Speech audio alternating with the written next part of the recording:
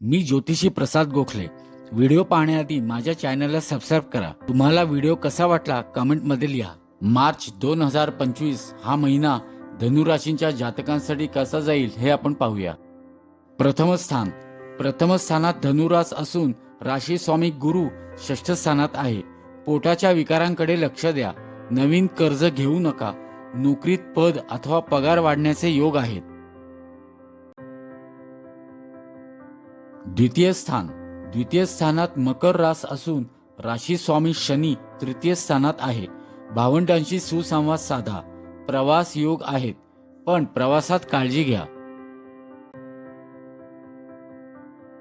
तृतीय स्थानात कुंभ रास असून राशी स्वामी शनी स्वराशीतच आहे।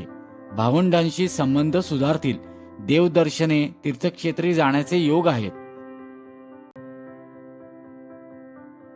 चतुर्थात मीन रास असून राशी स्वामी गुरु षष्ठ स्थानात आहे। गृह कर्ज मिळू शकते। आईच्या तब्येतीची काळजी घ्या। वाहन घराच्या सुखात कमतरता येऊ शकते। पंचम स्थानात मेष रास असून स्वामी मंगळ सप्तम स्थानात आहे। प्रेम प्रकरण होण्याची शक्यता आहे। शिक्षणासाठी बाहेर जाण्याचे योग आहेत।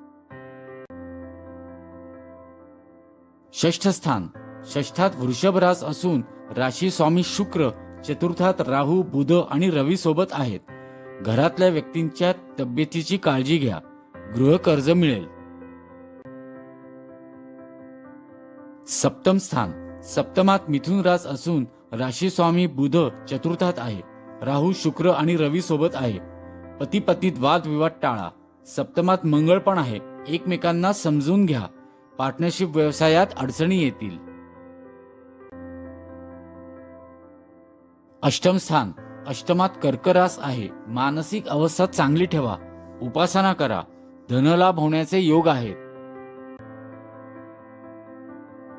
नवमात सिंह रास असून राशी स्वामी रवी चतुर्थात आहे। आध्यात्मिकतेत रुची वाढेल। तीर्थक्षेत्री जाल। घरासंबंधात घटना घडेल।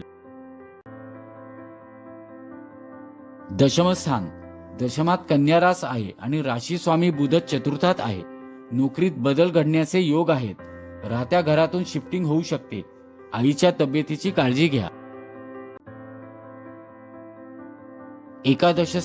एकादशातील तूळ राशी स्वामी शुक्र चतुर्थात आहे।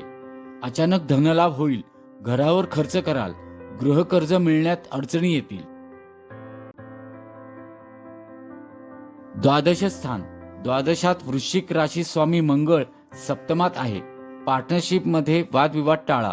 स्त्रियांवरून भांडणे होण्याची शक्यता आहे। प्रवास होतील। तुम्हाला पत्रिका दाखवायची असेल तर खालील दिलेल्या नंबरवर कॉल करा।